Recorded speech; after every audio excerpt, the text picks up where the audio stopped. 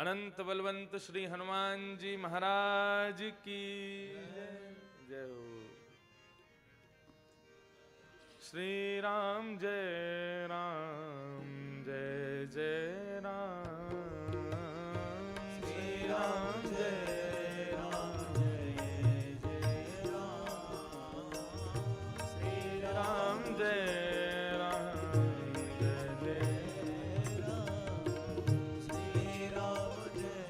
राम,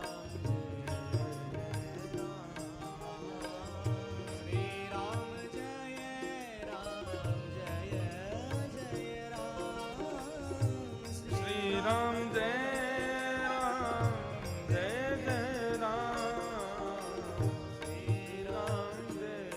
राम,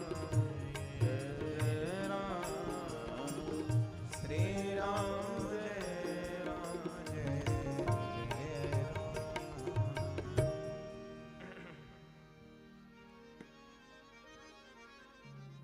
हम सब पर अनंत कृपा करके और हमारे भारत के मध्य प्रदेश में विराजमान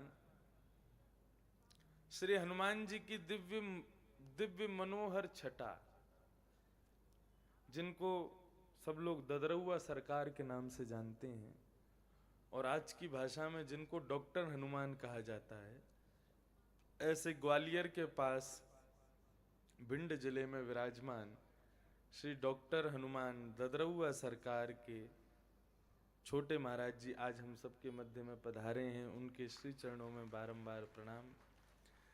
दास को सौभाग्य मिला ददरउआ सरकार श्री डॉक्टर हनुमान के श्री चरणों में अपनी वाणी की सेवा करने का, और वास्तव में विलक्षण अरे आप कभी हनुमान जी के दर्शन करो, बिल्कुल श्रीनाथ जी की जैसे ही हैं, ऐसे ही खड़े हैं हनुमान जी, यही स्वरूप ऊपर है ना महाराज जी, एक भुजा ऊपर है दूसरी भुजा कमर पर, बिल्कुल श्रीनाथ जी के जैसे हनुमान जी हैं। और उनको कोई देख भर ले बस। बड़े महाराज जी, पूज्य महाराज जी तो बता रहे थे कि रात्रि में कभी कभी मंदिर में ठाकुर जी वो वहां रास कर रहे हैं श्री हनुमान जी महाराज। ऐसी दिव्य स्वरूप आपने देखे नहीं होंगे हनुमान जी के। दर्द हरण हनुमान, डॉक्टर हनुमान, बड़े से बड़ा रोगी वहां पर चला जाए, श्री हनुमान जी के दर्शन कर ले। और पूज्य महाराज जी वहां पर हनुमान जी के रोज आहुति अग्निहोत्र की बबूत देते हैं। हनुमान जी का दर्शन करे, वहीं निवास करे, रोज दर्शन करता रहे। एक बड़े से बड़ा रोग जिसको डॉक्टर मना कर दें, उसको ददरउआ हनुमान जी डॉक्टर हनुमान ठीक कर देते हैं। ग्वालियर में यदि बड़े से बड़े डॉक्टर किसी उपचार के लिए मना कर दें कि ये नहीं हो पाएगा, तो पेशेंट पूछे अब क्या करें, बोले अब तो एक ही उपाय है, हमारे ग्वालियर के पास में डॉक्टर हनुमान है, यदि उनकी कृपा हो जाए तो ठीक हो जाओगे। मैंने अपनी आंखों से देखा, मंगलवार शनिवार तो 1-1 लाख आदमी वहां दर्शन करने के लिए पधारते हैं। ऐसे ददरउआ सरकार, दर्द हरण हनुमान, वहां के छोटे महाराज जी आज हम सबके मध्य में पधारे हैं। आप तो श्री वृंदावन धाम में ही विराजते हैं। बड़े महाराज जी के थोड़ी अस्वस्थता के कारण वे नहीं आ पाए, लेकिन आप श्री पधारे। आपके समस्त परिकर को आपके श्री चरणों में बारंबार प्रणाम। श्री ददरउआ सरकार का आज स्मरण हुआ, मतलब हमारे श्रीनाथ जी उत्सव में मानो नाम के रूप में ही सही श्री हनुमान जी महाराज ददरउआ सरकार पधारे हैं। और देखो अभी हनुमान जी महाराज का स्मरण हो रहा। अब कथा का अगला प्रसंग राम जन्मोत्सव ही है। यहाँ तो कथा धीमी धीमी चली ना, कल प्रहलाद चरित्र हुआ, बलि वामन अवतार, और अब नवम स्कंद प्रारंभ हो रहा है। आइए हम लोग कथा को आज 12 स्कंद तक थोड़ा विराम की ओर ले चलें। नवम स्कंद में संपूर्ण सूर्य वंश का वर्णन किया गया। कथा बताई गई राजा सगर की। सगर राजा जो थे, ये जब अपनी मातृ गर्भ में थे तब इनको गर्भ में ही खत्म करने के लिए इनकी मां को विष पिला दिया था।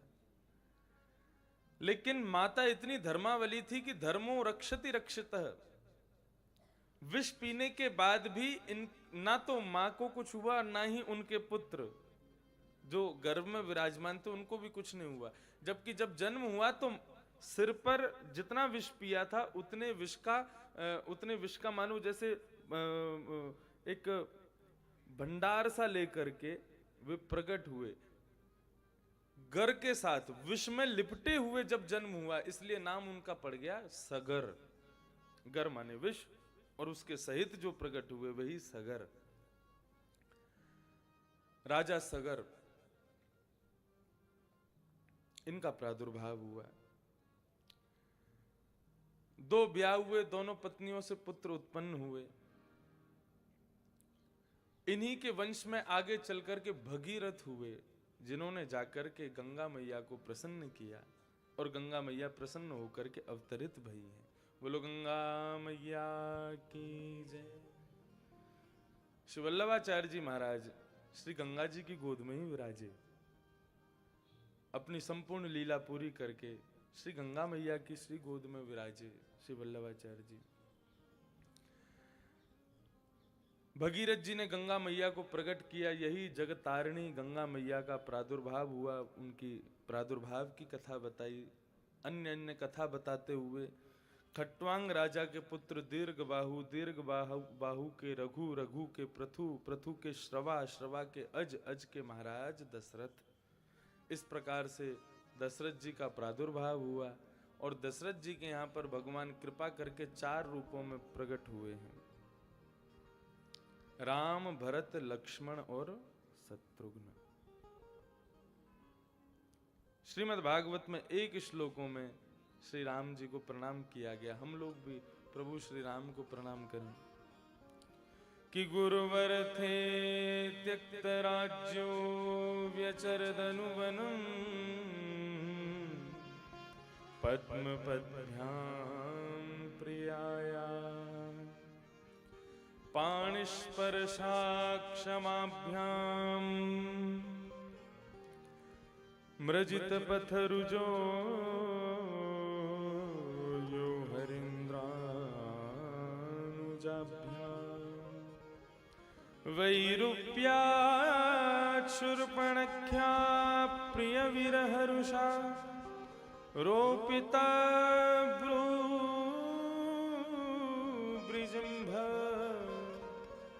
तस्ताब्ध सेतु खलद बदहन कौशलेन्द्रोवतान।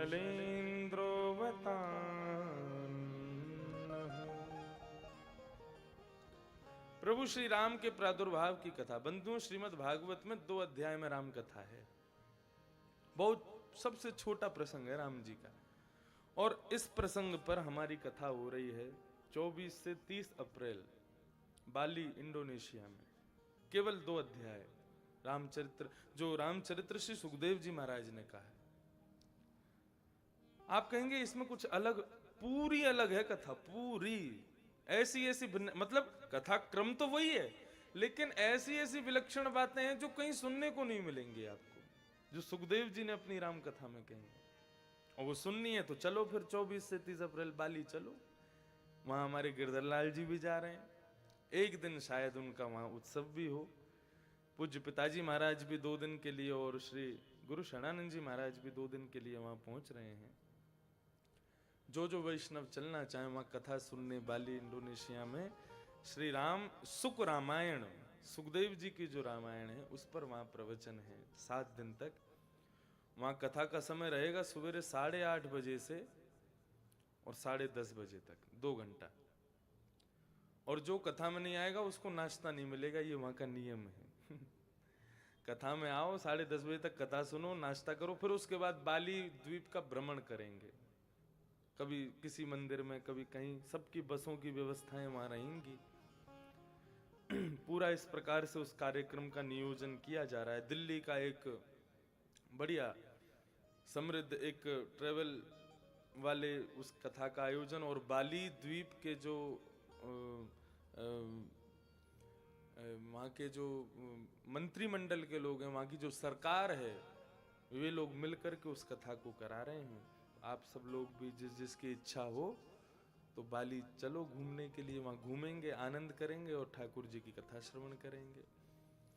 बाली में आपको आश्चर्य होगा, किसी भी मंदिर में ठाकुर जी की मूर्ति विराजमान नहीं है,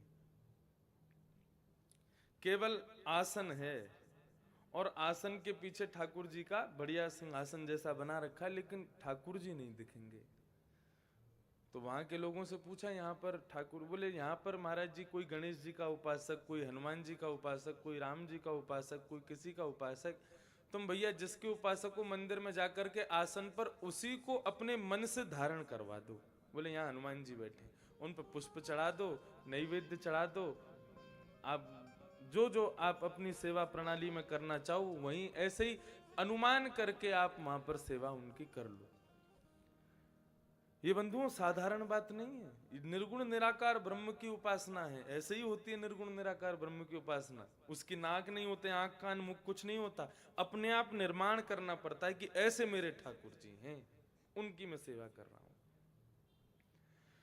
बाली इंडोनेशिया पूरा मुस्लिम देश है, लेकिन वहां के बाली द्वीप में हर व्यक्ति को रामचरितमानस की अधिकतर चौपाइयां याद हैं। हर घर में रामचरितमानस, वाल्मीकि रामायण का पाठ होता है। हम हिंदू लोग इतने रीति रिवाजों का पालन नहीं करते जितना वहां बाली द्वीप के लोग अपने रीति रिवाजों का पालन करते हैं। और ये बाली जो है, ये बाली वही सुग्रीव वाला बाली, उसकी जन्मस्थली है। हमने पूछा, प्रश्न किया मैंने, भाई यहाँ बाली इतना दूर, किष्किंधा तो अपने दक्षिण में, इतना दूर बाली का जन्म कैसे हुआ?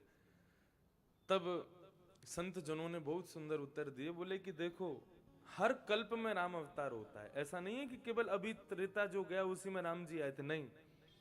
सतयुग त्रेता द्वापर कलयुग, सतयुग त्रेता द्वापर कलयुग जब 71 बार बीत जाते हैं, ये चतुर्युगी जब 71 बार बीत जाती है, तब एक कल्प होता है। और उस पूरे एक कल्प में एक बार ठाकुर जी राम बन के आते हैं, एक बार कृष्ण बन के आते हैं, एक बार परशुराम बन के आते हैं। और फिर जब एक कल्प पूरा हो जाता है तो स्थान बदल जाता है, देश का नाम बदल जाता है, लेकिन ठाकुर जी का प्रादुर्भाव फिर से होता है, राम रूप में, कृष्ण रूप में फिर से होगा। अमेरिका कभी जामें आप तो वहां टेक्सास जो है स्टेट, वहां पर आज भी अहिरावण की गुफा है, जहां पर राम और लक्ष्मण जी को अहिरावण उठा के ले गया था। और वहां कैसे पहुंच गए? तो किसी कल्प में राम अवतार वहां पर भी हुआ है। और इस कल्प से पिछले वाले कल्प में प्रभु श्री राम का अवतार बाली द्वीप में हुआ था, मतलब इंडोनेशिया में हुआ था। वहां के राम जी का रूप ही अलग दिखाई देगा। मंदिरों में कुछ चित्रपट बने होंगे, वहां के राम जी को आप देखोगे अलग ही रूप में ठाकुर जी विराज रहे हैं वहां पर। तो ये कल्प भेद के अनुसार इस बार राम जी यहां पधारे, लेकिन उससे पहले इंडोनेशिया में थे। आज भी वो द्वीप सुरक्षित है, वहां पर राम जी की उपासना होती है। तो संपूर्ण श्री राम कथा, सुख राम कथा का आयोजन वहां बाली द्वीप में होगा। आप सब लोग चलें, थोड़ा सा श्रवण करें। राम